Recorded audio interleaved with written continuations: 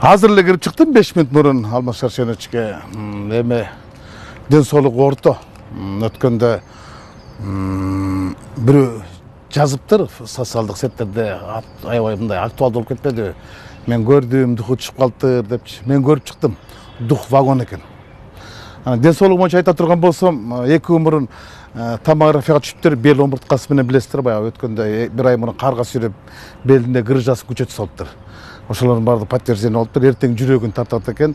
Ден соолугу боюнча ошол. Бирок ден соолугуна кабаты болгон киши бүгүн баягы какаганга муштаган деп үйүн конфискация кылып аткан маалыматта жетиптир. Биз отурганда ошол жөнүндө да сөз козголуп калды. Эми аябай мындай бийлик болгон өз нааразычылыгын айтты да. Булар мени эмне түрмөдөн өлтүрөбүз деген ойлору барбы? Бирок бир нерсени айтып коеюн Рыскелдиним деди да. Булар менин эркиндигимди алды деди. Булар менин ден соолугумду алды деди. Булар менин эртең өмүрүмдү алышы мүмкүн. Мына бүгүн конфискация кылып үйүмдү алып атыптыр.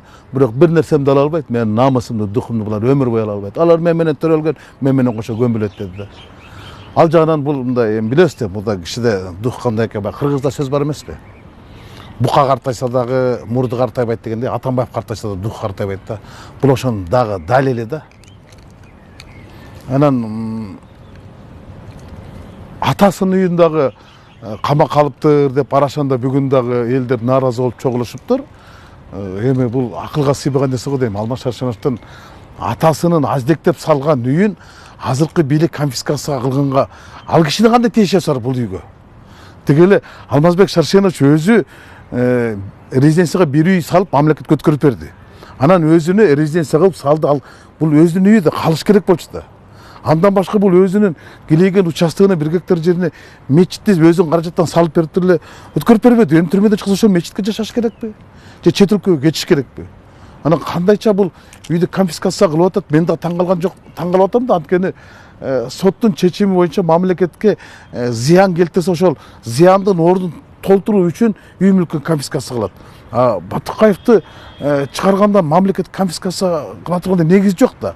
Ал ворду чыгарып жатып, анда кайта бир ворду алып келип бериш керекпи? Вор жок калды десе, анда ал бир бизде вор бар дейм.